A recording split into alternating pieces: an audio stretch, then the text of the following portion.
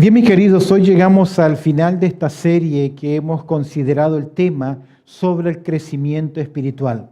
Partimos diciendo que Pedro en su carta, en su segunda carta, nos ha dicho en el capítulo 3, verso 18, que es deber nuestro, suyo y mío, crecer en la gracia y el conocimiento. Nos dio las razones, nos dijo cuál es el resultado en nosotros, nos ha dicho cuál es nuestra responsabilidad.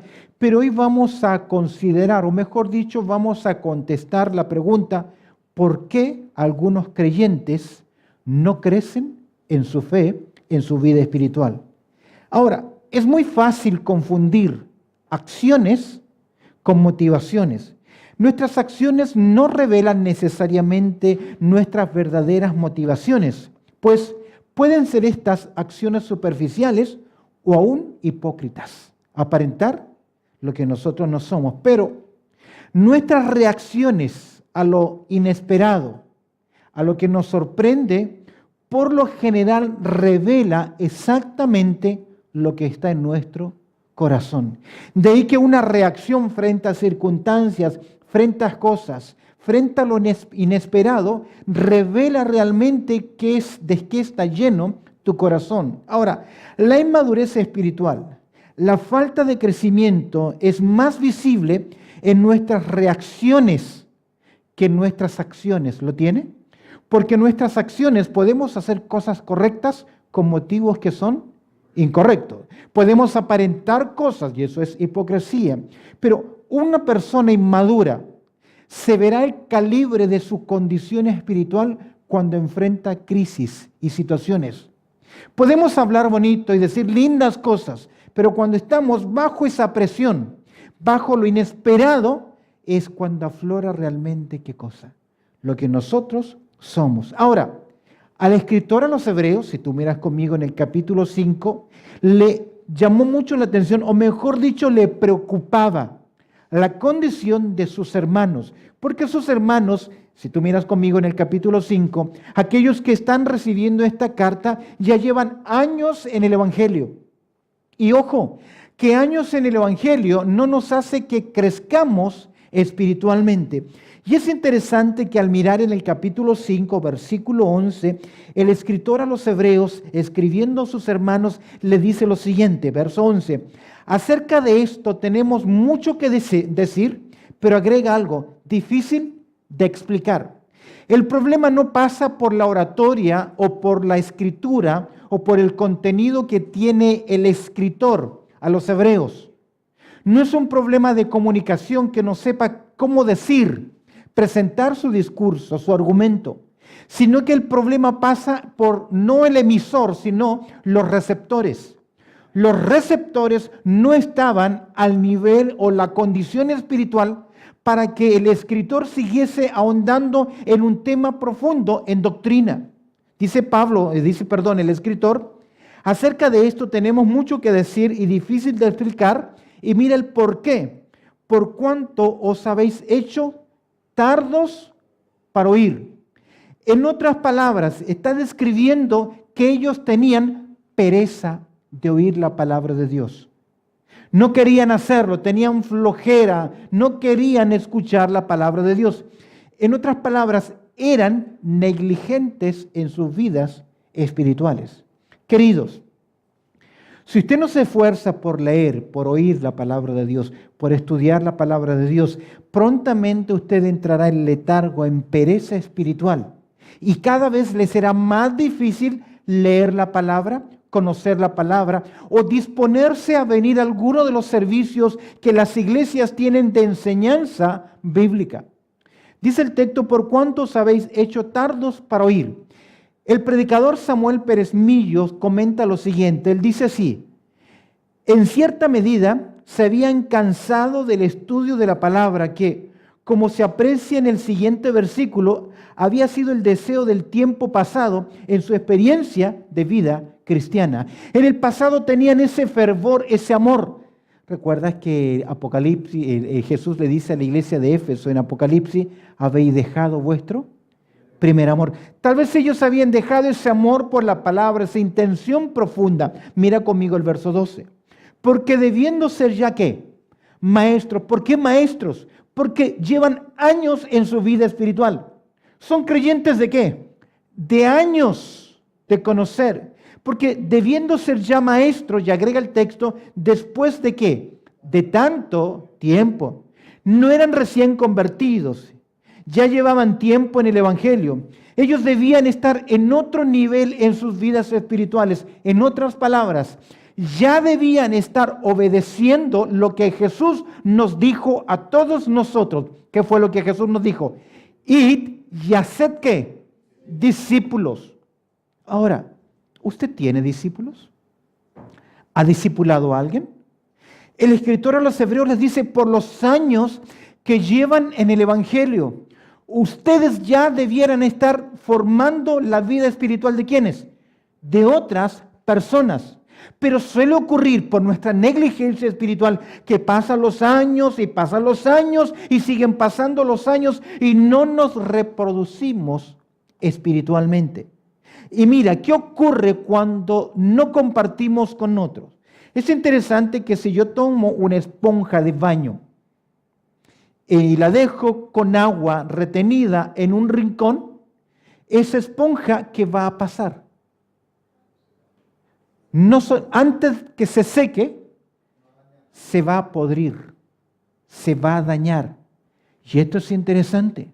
Un creyente que solo consume, que solo quiere conocer, que solo quiere saber, que solo quiere informarse y quiere él asumir y aprender y mirar y conocer, sin compartir con los demás, comienza a dañarse espiritualmente. Será por eso que Pablo le dice a los hermanos en Corinto, el conocimiento que hace, envanece.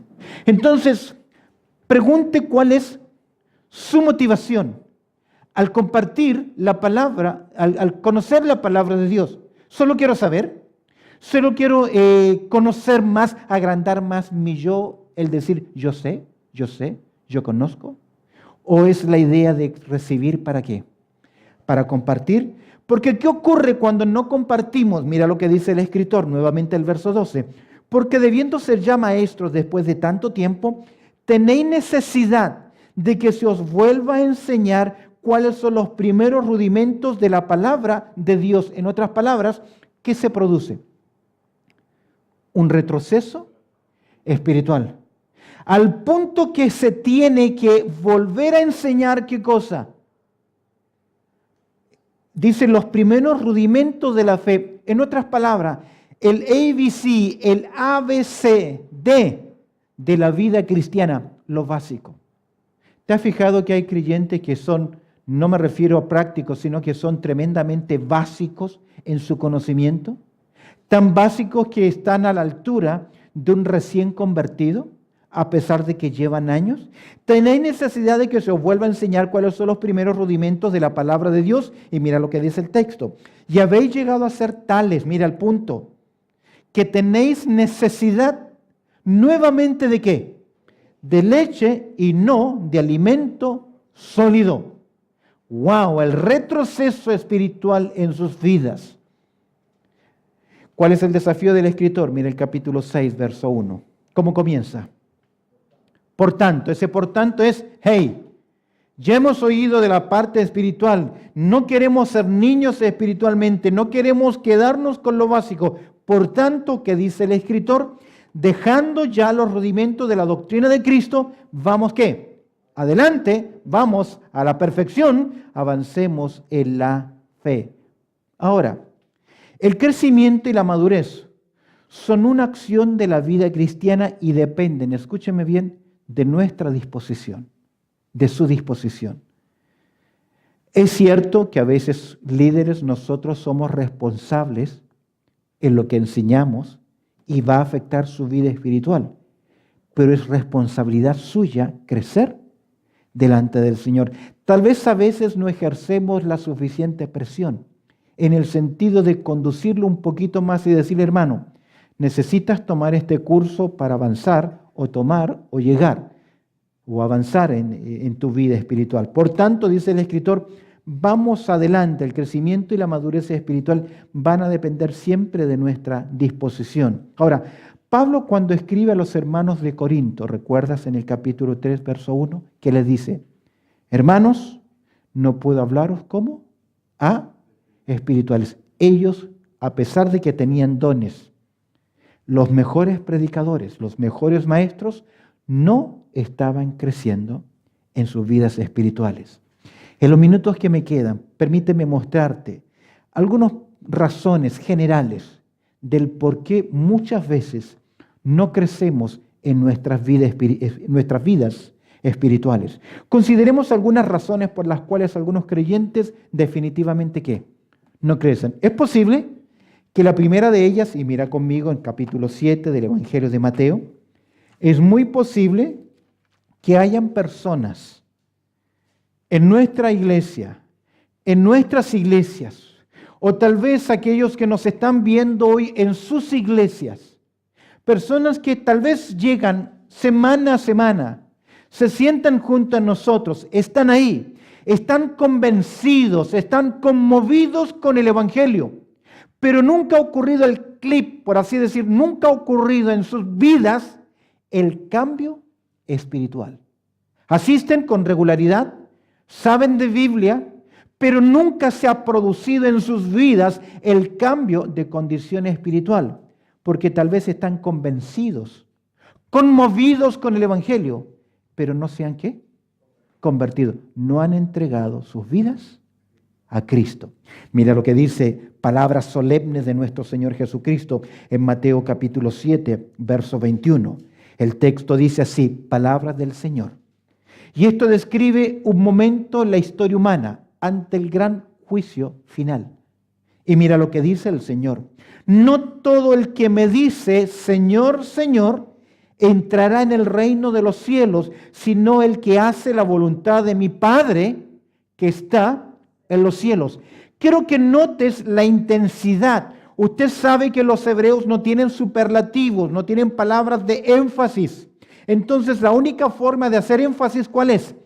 Repetir la palabra. Aquí hay intensidad. Ellos están reconociendo algo acerca de Jesús. Ellos están reconociendo que Él es, ¿qué cosa? Un Señor soberano. Ahora, no te olvides que Santiago capítulo 2, verso 19, dice que los demonios también reconocen al Señor y tiemblan delante de Él. Es interesante acá. Hay una gran diferencia entre decir las cosas y creerlas. El énfasis del superlativo indica que lo hacían con vehemencia, pero hay un autoengaño en estas personas. ¿Por qué hay un autoengaño? Porque ellos dicen, Señor, muchos me dirán en aquel día, Señor, no profetizamos en tu nombre, verso 22, y en tu nombre echamos fuera demonios, y en tu nombre hicimos ¿qué? Muchos ¿qué? Milagros. Son acciones religiosas, pero son acciones de autoengaño. Eso significa que a veces nos podemos equivocar muy fácilmente. ¿Cómo es esto? No es suficiente, escúcheme bien, tener la doctrina correcta, sino que debemos hacer las cosas que son correctas, reconocer, no solamente verbal, sino vivencialmente el señorío de Cristo en nosotros. Es interesante que el Señor citó las palabras del profeta Isaías, ¿recuerdas? En Mateo capítulo 15, verso 8, el Señor Jesucristo citó las palabras del profeta Isaías del capítulo 29, verso 13, donde Dios le dice a la nación de Israel, dice pues el Señor, porque este pueblo se acerca a mí con su boca y con sus labios me honra, pero su corazón está lejos de mí y su temor de mí, míralo conmigo en Isaías 29, 13, un versículo tremendo, pero su corazón está lejos de mí, y agrega el Señor, y su temor de mí no es más que un mandamiento de hombres que le ha sido enseñado. Nosotros en el pasado, no sé si le ocurrió a usted, cuando entrábamos a alguna catedral, alguna iglesia grande, católica, ¿cómo nos conducían adentro? despacio, sin hacer ruido, con la boquita cerrada, porque como que estábamos pisando, ¿qué cosa? Un lugar sagrado, un lugar santo. Ese temor no es más que, ¿qué cosa? Mandamientos de hombre. Y es muy fácil confundir la religión, la tradición, la apariencia con la real convicción, porque el Señor dice, no todo el que me dice, Señor, Señor, ¿qué? Entrará en el reino de los cielos. Y aquí nos queda entonces una cuestión a considerar. ¿Por qué no estoy creciendo en mi vida espiritual? ¿Será que tengo un problema de conversión? ¿Estoy conmovido? ¿Estoy convencido? Pero no me he convertido. Observa conmigo el consejo del apóstol Pablo en segunda a los Corintios en el capítulo 13. Segunda a los Corintios en el capítulo 13. Mira lo que el apóstol Pablo aconseja a los hermanos de Corinto. Y la advertencia viene por la falsa enseñanza que se estaba produciendo en Corinto. Mira conmigo el capítulo 13. El verso 5 es claro. ¿Qué dice el apóstol Pablo? Examinaos a quién, a vosotros mismos, y usted que me está viendo, oyendo. Examínese a sí mismo. No piense en los demás, no piense en otros. Recuerda, ¿estoy conmovido, convencido o realmente me he convertido? Mira lo que dice Pablo. Examinaos a vosotros mismos si estáis en dónde. En la fe, en el cristianismo, en el camino correcto. Luego agrega, no solamente te mires, te veas, sino que también te pruebes. Probaos a vosotros mismos. ¿Cuál es la prueba que usted ha cambiado, que ha nacido de nuevo? Comunión con Dios, hambre por la palabra de Dios, deseo de congregarse, deseo de servir, querer hablar a otros acerca de Cristo, son señales de que una persona ha pasado ¿qué? De muerte a vida. Probaos a vosotros mismos. Mira qué interesante. Ahí está el examen. Jesús dice, no todo aquel que me dice, Señor, Señor, ¿qué? Entrará en el reino de los cielos. ¿Qué agrega el Señor?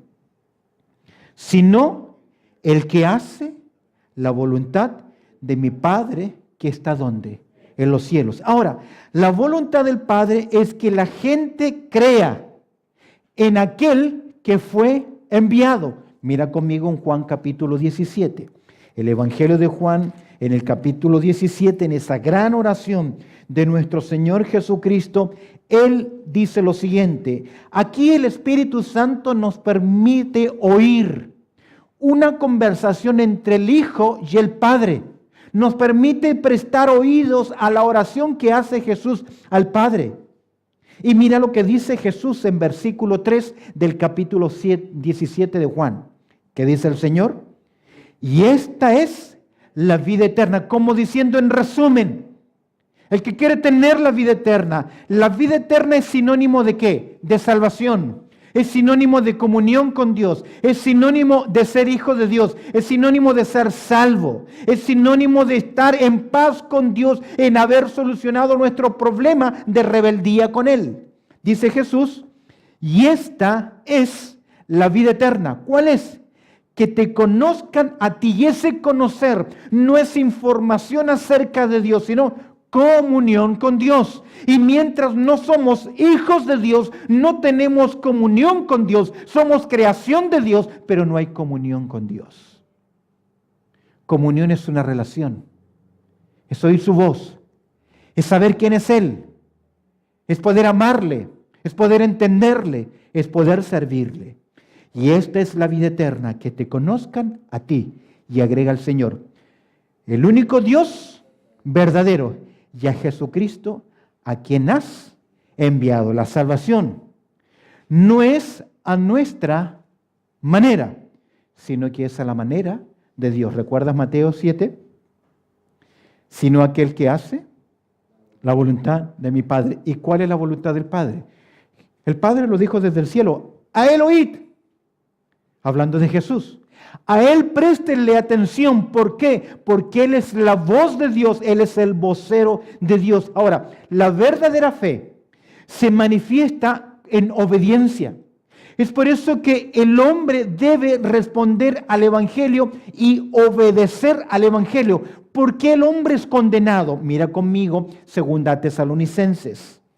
2 Tesalonicenses en el capítulo 1, un texto interesante que nos hace ver cuál es la razón del juicio en las personas, en los seres humanos. Mira conmigo en 2 Tesalonicenses en el capítulo 1, verso 8, claramente se establece la razón del juicio. Dice el verso 8, 2 Tesalonicenses, en el capítulo 1, en llama de fuego. Aquí expresa juicio de parte de Dios. En llama de fuego, ¿por qué juicio? Para dar ¿qué cosa? ¿Qué dice el texto? Retribución. ¿Qué es retribución? Es el justo pago que una persona merece por sus acciones. Para dar retribución ¿a quiénes? Primero, a los que no conocieron a Dios, que de todas las formas se negaron en reconocer lo que Dios es. Recuerda que Dios desde el cielo habla. Salmo 19:1 que dice, los cielos que hacen cuentan la gloria de Dios y el firmamento anuncia la obra de sus manos. El argumento de Pablo en Romanos capítulo 1 es que lo invisible de Dios, su eterno poder y deidad se hacen claramente visible por medio de las cosas hechas, de modo que ningún ser humano puede decir delante de Dios, yo estoy libre, no tenemos excusa. Ahora el escritor Pablo dice en llama de fuego para dar retribución a los que no conocieron a Dios. Y segundo, ¿qué dice? Ni obedecen al evangelio de nuestro Señor Jesucristo. A veces nosotros el hombre en nuestra presentación del evangelio decimos, te ruego que vengas a Cristo. Pero realmente no es un ruego. ¿Es un qué? Mandato. Porque Dios dice que el hombre para ser salvo debe obedecer al evangelio. ¿Y en qué consiste obedecer al evangelio? Creer que Cristo murió y resucitó, que fue sepultado, que resucitó al tercer día, que Él es soberano, murió por mí, y es mi responsabilidad abrir la puerta de mi ser, de mi vida, para implorarle que Él entre a mi vida, me salve, sea mi Salvador y sea mi Señor. Ahora, pero muchos tal vez no crecen en sus vidas espirituales. ¿Por qué? Porque están convencidos, conmovidos, ¿pero qué? No se han convertido. Veamos el ejemplo de una conversión. Veamos en la primera carta a Tesalonicenses, por favor, allá en el capítulo 1. La realidad de la conversión de los tesalonicenses ilustra claramente lo que es el cambio de condición espiritual. En primera Tesalonicenses, en el capítulo 1, mira lo que dice el verso 9, porque ellos mismos cuentan de nosotros la manera en que nos recibisteis y cómo os convertisteis de los ídolos para servir al Dios vivo y verdadero. ¿Cómo se evidenció la conversión? Ellos dejaron sus dioses, abandonaron sus creencias paganas. Eso es arrepentimiento. La conversión tiene dos polos, un polo positivo, un polo negativo. El polo negativo, yo debo dejar algo. Eso es arrepentimiento. ¿Dejaron qué cosa los hermanos de Tesalónica? Su idolatría, su pasado, sus creencias paganas. Eso incluye hoy en día en nosotros todas aquellas cosas del pasado. Yo recuerdo, estando en Argentina, uno de los primeros matrimonios que el Señor me permitió alcanzar, cuando entraba a su casa tenían una tremenda virgen grande sobre una mesa a la entrada de su casa. Pero la conversión de ellos era una imagen, la conversión de ellos fue genuina.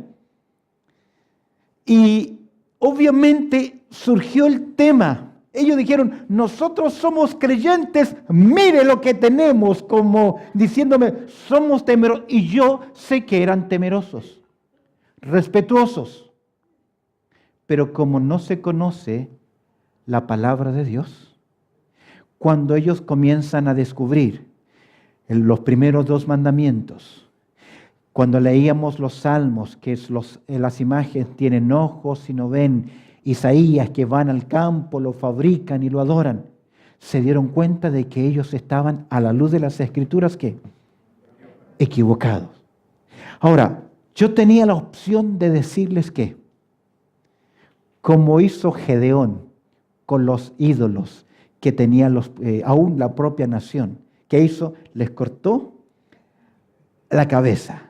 No dejó un muñeco parado sin cabeza. Pero creí que era mejor que el Señor que obrara. Y yo le dije, pregúntenle al Señor.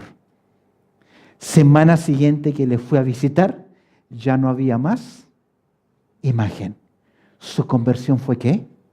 Ahora, había temor, mucha superstición. ¿Recuerdas que leíamos en Isaías que son temor por mandamientos de hombres, pero no de Dios? Y ellos obedecieron en este paso. Los hermanos de Tesalónica, ¿qué hicieron? Dice, se convirtieron de los ídolos, ¿a quién? A Dios. 2 aspectos, se arrepintieron y segundo, fe. Le creyeron a Dios y fue evidente el cambio en sus vidas. Ahora la pregunta ¿es evidente el cambio en tu vida espiritual? Porque cuando uno nace de nuevo, es un nuevo hombre. Es una nueva mujer. Y como nuevo hombre, como nueva mujer, necesita crecer, necesita conocer. Pero a veces los obstáculos del crecimiento espiritual, y hay personas que uno ve y no crecen, es muy posible que nunca han conocido ¿a qué? A Cristo como su Salvador personal. Permíteme avanzar en el segundo razón por la cual algunas personas no crecen. Una es porque nunca se ha producido ¿qué cosa? El cambio. Y al no producirse el cambio, no tienen la capacidad ¿de qué? De crecer, porque no tienen la capacidad espiritual en sus vidas. En segundo lugar, son personas que se convirtieron, pero que al igual que los hermanos a los cuales el escritor a los hebreos les está hablando, deciden en sus vidas marcar sencillamente ¿qué? El paso. ¿Qué significa marcar el paso? Se mantienen ahí. Mira el capítulo 5 de Hebreos, versículo 12. Dice el texto, porque debiendo ser ya maestros después de tanto tiempo, tenéis necesidad de ¿qué cosa? De que se os vuelva a enseñar cuáles son los primeros rudimentos de la palabra de Dios y habéis llegado a ser tales que tenéis necesidad de leche y no de alimento sólido. Ya hicimos mención de este texto anteriormente, pero creo que hay muchos creyentes que han crecido en sus vidas espirituales y otros que decidieron ¿qué? No crecer. ¿Qué ha ocurrido? ¿Qué ha ocurrido en ellos? Estos hermanos ya deberían estar ministrando, sirviendo a otros, teniendo la oportunidad de servir. Y no me refiero solamente desde un púlpito, desde una plataforma o con un texto. Pero queridos, si usted conoció a Cristo hace un par de años atrás, usted ya debiera tener personas para discipular, enseñarle a otros. Si no lo ha hecho nunca en su vida, imagínese que hoy muere y se presenta delante del Señor. ¿Sabes tú que en Juan capítulo 15, verso 16, el Señor Jesucristo dice, no me elegisteis vosotros a mí, sino que yo os elegí a vosotros y nos eligió ¿para qué? Para que vayáis y llevéis fruto y vuestro fruto permanezca. Imagínate que hoy llega el momento en que te enfrentas con Cristo. ¿Qué le traes? ¿Qué le vas a presentar? ¿Te van a servir las excusas? Es que, Señor, no tuve ¿qué? Tiempo. No, sí has tenido tiempo. El problema es que has dedicado tu tiempo ¿a qué? A otras cosas y no a tu vida espiritual. Mientras más pasan los años en la fe y menos cambiamos, escúcheme bien, más difícil será en el futuro hacer cambios. Tenemos un dicho que dice, no se le enseñan trucos nuevos ¿a quién? A un perro viejo. Y en cierta forma, cuando, no sé si me va a entender el término, cuando nos amañamos, ¿entiende la idea? Cuando ya aprendemos mañitas en nuestras vidas, esas mañitas comienzan a acompañar nuestras vidas y ya no queremos abandonar aquello. Debiendo ser ya maestro. Lo mismo ocurre en la edad física. Mientras más avanzan los años, mucho más difícil es hacer cambios. ¿Recuerdas cuando Jesús se presenta, o Nicodemo viene a hablar con Jesús? ¿Recuerdas aquel momento? Juan capítulo 3. Y Nicodemo, tan protocolar, sacó todo el rollo, todo el argumento. Señor, sabemos, maestro, sabemos que has venido de Dios, porque nadie puede hacer las cosas que tú haces si no está Dios de por medio. Y ahí va con el argumento y Jesús lo mira a los ojos y ¿qué le dice? Tienes que nacer de nuevo. Casi que no tiene lógica a lo que él está diciendo. En nuestra lógica, si alguien viene con protocolo, yo debo responder también ¿qué? Con protocolo. Si alguien me halaga, me reconoce, yo tengo una palabra ¿de qué? De agradecimiento. Muchas gracias, pero Jesús ¿qué le dice? Tienes que nacer de nuevo. ¿Cuál fue la respuesta de Nicodemo? Verso 4. Nicodemo le dijo, ¿cómo puede un hombre nacer qué? Siendo viejo, ahí está el principio.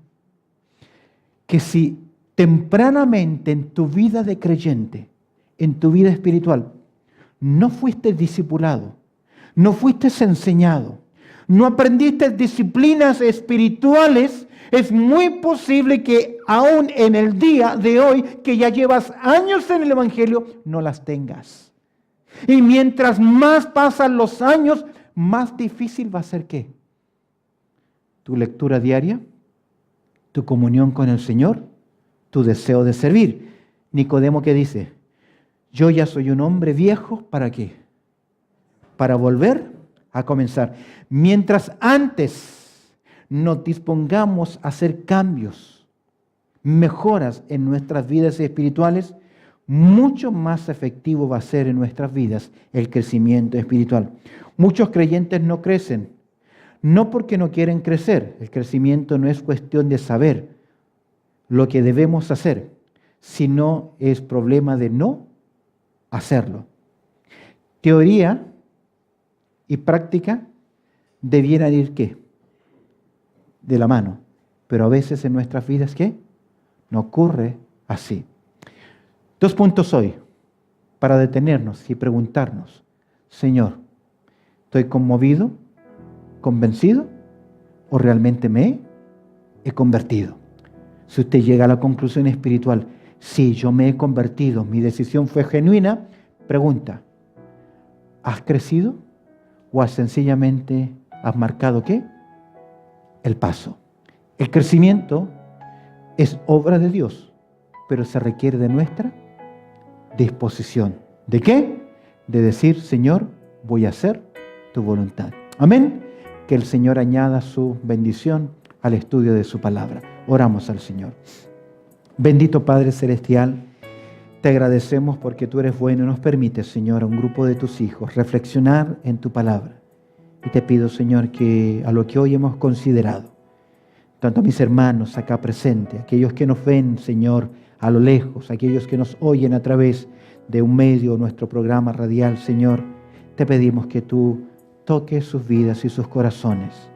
Abra los ojos de nuestro entendimiento para que dispongamos nuestro deseo de crecer en la gracia y el conocimiento, ya que de esta forma daremos fruto, Señor, el fruto que nuestro Señor Jesucristo espera de cada uno de nosotros. Oramos dándote muchas gracias a través del precioso nombre de Cristo Jesús. Amén y amén.